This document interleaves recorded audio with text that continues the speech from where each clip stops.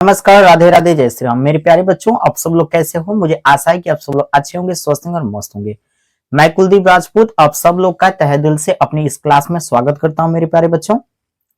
और आपको ये बात पहले ही बता देना चाहता हूं, जैसा कि आप सब लोग को पता है, बहुत पहले से जानकारी है कि हम लोग एक मिशन पर चल रहे हैं। We are going on a mission known to you.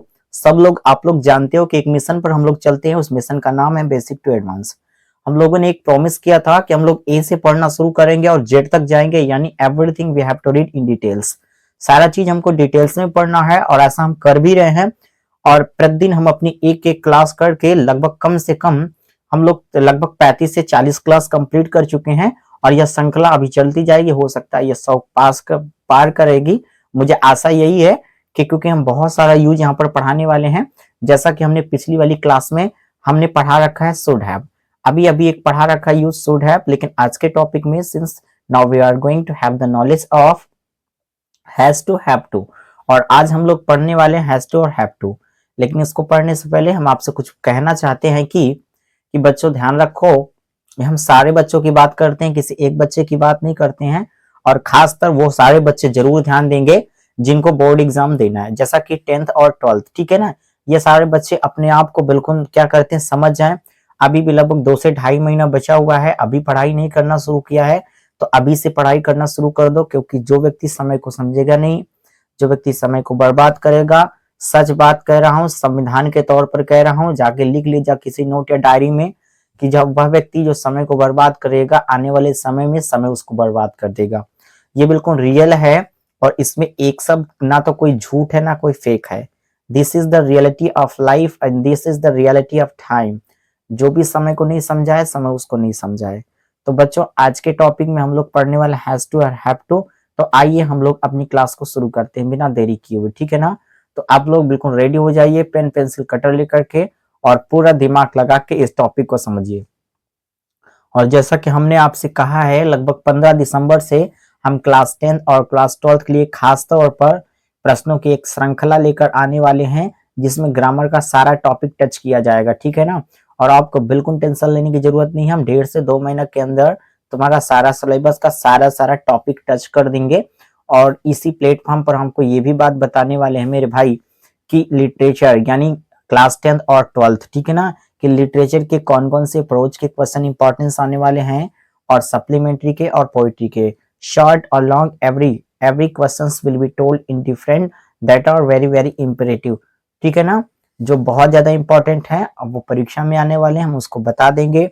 अगर आप कुछ भी नहीं पढ़े हैं, उतने ही क्वेश्चन से तैयार कर लेंगे, तो मैं पूरा विश्वास से कह सकता हूं कि अगर मैं 50 क्वेश्चन बताया हूं और उस 50 को आप पढ़ ले, यानी 50 तो बहुत ज्यादा बोल दिया, यानी total prose poetry supplementary everything हम मिला के बोल दिए हैं कि अगर हम 15-15 क्वेश्चन भी बता दिए और आप ना पढ़ गए तो उतने में ही आपका काम हो जाएगा। तो हमारी बात पर बिल्कुल अमल किया करो, हमारी बात को मजाक में मत लिया करो, ठीक है ना। और मेरा लंबाई, मेरा शरीर, मेरा बॉडी लैंग्वेज, ये सब देखकर मुझे मत अंदाजिएगा कि ये लड़का क्या पढ़ाता होगा ना। केवल आपको मेरा टैलेंट देखा है कि मैं पढ़ा क्या रहा हूँ, ठीक है। और हम आपसे ये बात बताना देना चाहते हैं कि लगभग पिछले 3 साल से हमने लिटरेचर में और ग्रामर में जितना टॉपिक बोला था बोर्ड एग्जाम में, वही सब हूबहू वही आए हैं। और सारे बच्चे बिल्कुल खुश थे हमसे, और मुझे पूरा विश्वास है कि इस वर्ष भी ऐसा ही होने वाला है, ठीक है ना। तो इसी प्लेटफॉर्म पर बने रहिए। और अभी तक बहुत सारी क्लास को देखा, बहुत सारे टीचर को देखा है, तो एक बार विश्वास के हमारे क्लास में बने रहो और हमारी क्लास में पढ़ो, ठीक है ना। और पढ़ते रहिए। अगर हम आपको अंग्रेजी में जीरो से हीरो नहीं बना दिए तो आप कमेंट के माध्यम से ये कहिएगा कि सर आप बिल्कुल बकवास करते हैं, आप पढ़ाते उड़ाते कुछ नहीं है, लेकिन बस आप तरह तरह के में वादे दिखाते हैं और कोई भी वादा कंप्लीट नहीं करते हैं। तो चलिए बच्चे, ऐसा कुछ ऐसा मत सोचिएगा। हम जो भी वादा करेंगे उसको हर हाल में at any rate I will try my best to complete those promises done by me. जो भी हम प्रॉमिस करेंगे उसको हम पूरा कर देंगे, ठीक है। तो लेट्स स्टार्ट अवर क्लास बच्चों। चलो, तो आज का टॉपिक क्या है? आज का टॉपिक है, जैसा कि आप लोग को पता है कि हम लोग एक मिशन में चल रहे हैं, बेसिक टू एडवांस। कौन सा मिशन है बच्चे? Basic to advance. और हमारे टॉपिक का नाम है बच्चे हैज टू या हैव टू, ठीक है ना। चलो, यहाँ नोट के माध्यम से देख लेते हैं और फिर हमने क्या है, there are few examples about them, और इन दोनों से संबंधित कुछ एग्जांपल्स है उसको भी समझेंगे। किसी व्यक्ति को कोई काम करना है अथवा करना पड़ता है तो यानी सुनो, हैज टू हैव टू कब लगाते हैं, यानी किसी व्यक्ति को कोई काम करना है अथवा करना पड़ता है। क्लियर हो रहा है। अतः पहचान के लिए वाक्य अंत में ना है, नी है, ने है, ऐसे शब्द आपको देखने को मिलेंगे। समझ में आ रहा मेरे प्यारे बच्चे। यानी किसी व्यक्ति को कोई काम करना पड़ता है, करना नहीं चाहता लेकिन फिर भी काम को करना पड़ता है। जैसे मैं सुबह नहीं उठना चाहता हूं लेकिन मुझे उठना पड़ता है, यानी ये क्या है, उसका मजबूरी है। तो आइए इसको हम एग्जाम्पल के माध्यम से समझ लेते हैं। सारे बच्चे सुनो, अधिकतर ये वाला कि किसी व्यक्ति को कोई काम करना है, ये आपको ज्यादा मिलेगा देखने के लिए, लेकिन इसके पीछे का सच्चाई ये है। जैसे मुझे जाना है, आई हैव टू गो, मुझे पढ़ना है, आई हैव टू रीड, मुझे आपसे बात करना है, I have to talk to you, मुझे कुछ नहीं सुनना, I have to listen to nothing. ठीक है ना, मुझे कुछ भी नहीं सुनना। तो ये सारा चीज को ध्यान देना है। चलो, पहला क्या है सेंटेंस, समय को सब कुछ बदलना पड़ता है, यानी समय बदलना नहीं चाहता, मतलब time has no desire to change anything but it has to done.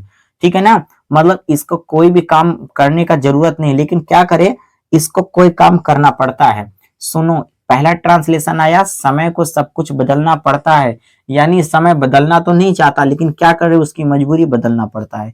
तो चाहे लास्ट में बड़ा ना है आए और चाहे पड़ता है, किसी व्यक्ति चाहे ऐसे लिखा हो, समय को सब कुछ बदलना है अथवा बदलना पड़ता है, दोनों का ट्रांसलेशन एक ही होगा। ठीक है ना। चलो, ये हैज है और ये हैव है।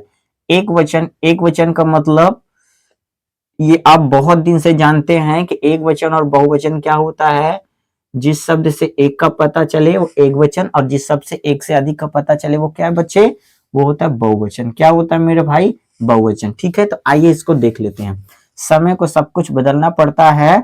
चलो, किसको बदलना पड़ता है, समय को। हम आपको बोले थे, हम आपको बहुत दिन पहले बोले थे और अपने इसी प्लेटफॉर्म पर बोले थे, जब हम यूज पढ़ते हैं तो मुख्य क्रिया से कौन का प्रश्न करने पर सब्जेक्ट नहीं मिलता है, हमें किसको का प्रश्न करना पड़ेगा। ठीक है ना। चलो, केवल फाइनाइट वर्ब के साथ हमको कौन का प्रश्न करना है, तो हो जाएगा टाइम। किसको बदलना पड़ता है बच्चे, टाइम, तो यानी हो जाएगा टाइम। अब देखो, टाइम सिंगुलर है तो हैज टू लगेगा, ये बात आपको बहुत अच्छे ढंग से पता है। ठीक है ना। तो क्या हो गया, यहां पर टाइम हो गया, और पढ़ता है और ना, पढ़ता है ना, बड़ा ना, बड़ी नी, ने।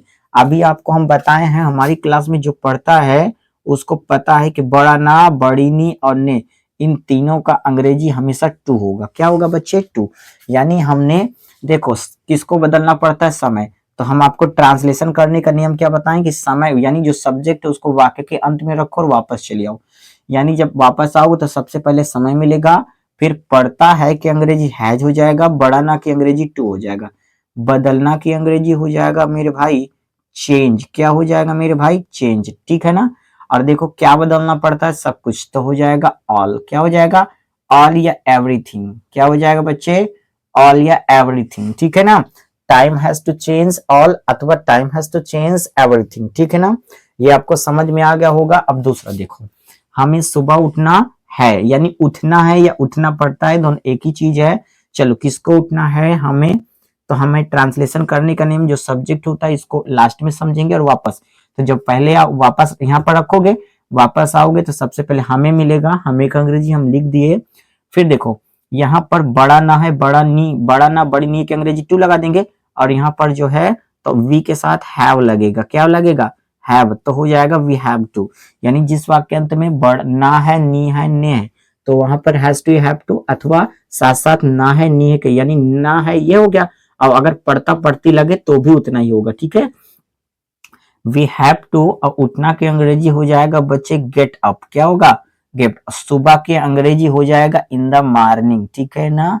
चलो, इन द मॉर्निंग। ठीक है ना, मतलब we have to get up in the morning, we have to get up in the morning, हमें सुबह उठना पड़ता है। समझ में आ रहा है। चलो, अभी देखोगे, कहोगे सर जी ई वाला हम नहीं कर पाएंगे। अरे मेरे भाई काहे नहीं कर पाएगा, हम है तो।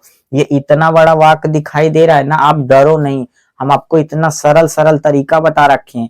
जो भी बच्चा हमारी क्लास में नया है, हम उससे ये कहना चाहते हैं, हमने ऐसी ऐसी क्लासें कर रखी हैं, जैसे ट्रांसलेशन करने का रहस्य मिल गया। इंग्लिश ग्रामर को बोलो टाटा बाय बाय, ऐसी क्लासेस अंग्रेजी से हिंदी निकालना चुटकी में सीखें। इस तरह की क्लासें हमने इसी प्लेटफॉर्म में किया है, और जो बच्चा इन सब चीजों को नहीं देखा है जाकर हमारी क्लास को फिर से देखे। हम प्रॉमिस करते हैं कि अगर हमारी क्लास आप शुरू से लेकर अंत तक देखें तो सब लोगों से थोड़ा ना कुछ आपको अलग देखने को मिलेगी यहाँ पर, ठीक है ना। चलो जाओ देखो वहां पर जाके।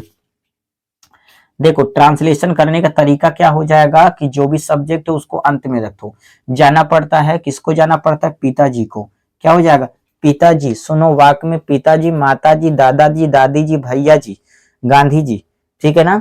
गांधी जी हम दूसरा कैसे बोल दिए, तो क्या अगर जी लगा होता है तो उसका अंग्रेजी जे आई नहीं लिखते हैं, बल्कि उसके पहले दा लगा देते। आर्टिकल दा लगाने से वो कंप्लीट हो जाता है। चलो तो सबसे पहले किसको जाना पड़ता है? पिताजी को। पिताजी को आप यहाँ समझ लो कि मान लो 1 मिनट के लिए पिताजी यहाँ लिख दिए। अभी आपको वापस आने तो सबसे पहले पिताजी मिलेंगे मेरे भाई। अब पिताजी के अंग्रेजी क्या हो जाएगा? The father. क्या हो जाएगा बच्चे?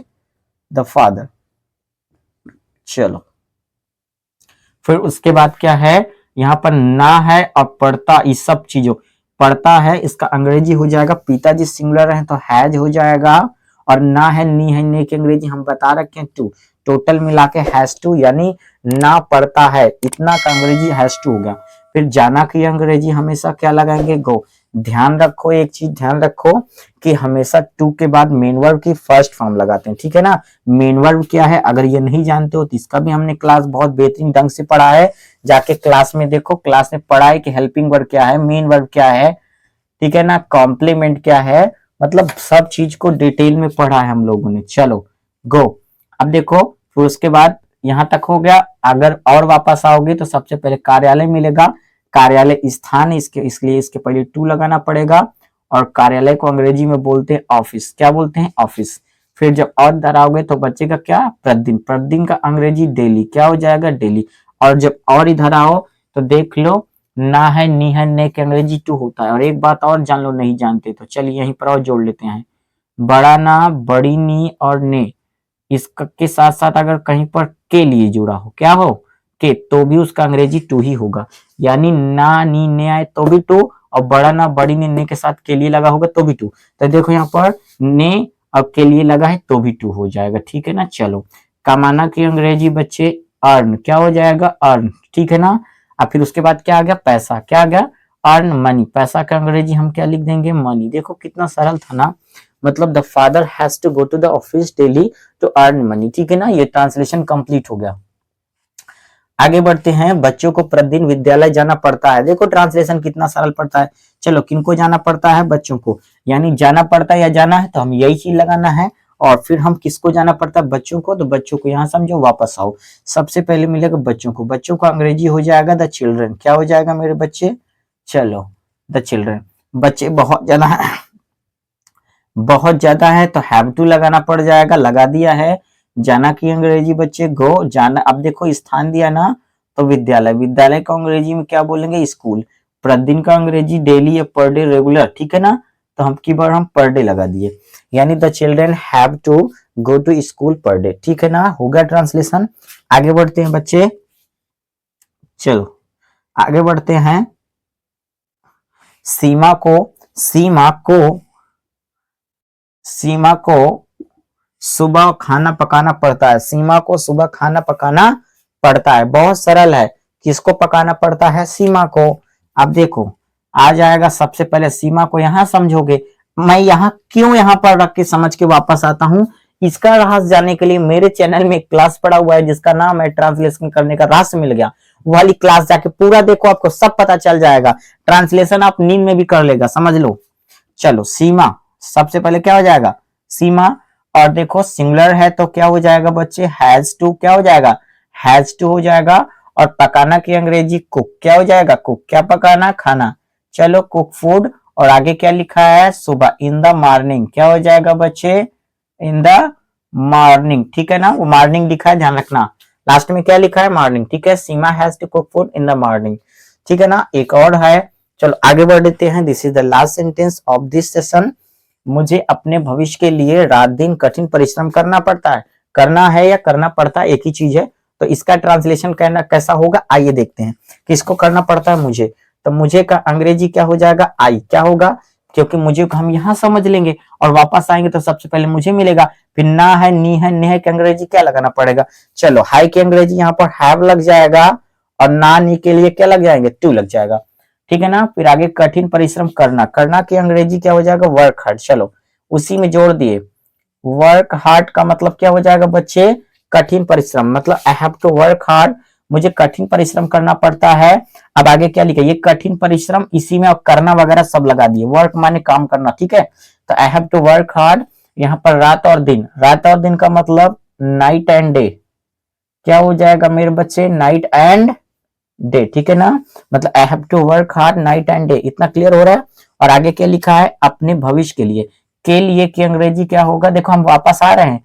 पहले देखो हमने इसका लिखा, फिर इसका लिखा, फिर इसका लिखा, फिर आगे।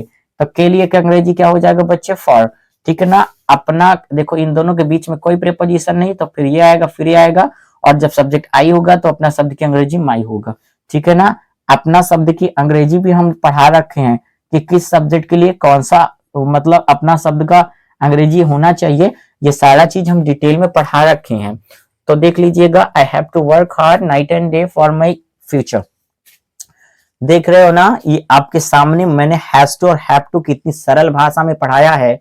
और अगले टॉपिक पर हो सकता है हम आपको पढ़ाने वाले हैड टू, ठीक है ना। जबकि हैव का वो सेकंड फॉर्म है, ठीक है ना। तो मुझे आशा है कि आपको पूरी तरह से बहुत अच्छे ढंग से ये सब समझ में आ गया होगा। और हाँ, अगर हमारी क्लास अच्छी लगी हो तो हमारे चैनल को जरूर लाइक करिएगा, सब्सक्राइब करिएगा। और मैं आपसे एक बात और कहना चाहूंगा, आप सब लोग का चैनल लाइक करते हैं, सब लोग का चैनल ग्रो करते हैं और शेयर भी करते हैं। मैं भी आपका भाई हूँ, मैं भी आपका एक टीचर हूँ, मैं भी आपके देश का, मैं भी आपके देश का एक सदस्य हूँ, मैं भी समझ लीजिए आपका रिलेटिव्स हूँ। ये सोच करके मुझे भी प्लीज, प्लीज कहना मुझे अच्छा नहीं लगता, लेकिन प्लीज कहता हूँ मुझे भी वायरल कर दो। जैसा कि सब लोग को तुम लोग वायरल करते हो, एक बार हमें भी वायरल कर दो। और हम ये बात बिल्कुल दिल से बोल रहे हैं, उन सब लोग के लिए बोल रहे हैं जो हमारा सपोर्ट कर रहे हैं। और इतना काम के लिए, वायरल करने के लिए बहुत बहुत थैंक यू एडवांस में आप लोग को हम दे रहे हैं। और हमारे चैनल में कोई बच्चा नया है तो चैनल को जरूर लाइक करेगा, सब्सक्राइब करेगा और बेल आइकन पर प्रेस कर लेगा, ठीक है ना। तो मैं कुलदीप राजपूत आप सब लोग से इस क्लास से विदा लेता हूं। फिर मिलूंगा तुमको इसी तरह का एक धुआंधार कंटेंट के साथ। तब तक के लिए tata bye bye, see you. आप लोग अपना ख्याल रखिएगा। Thank you very much, thank you very much.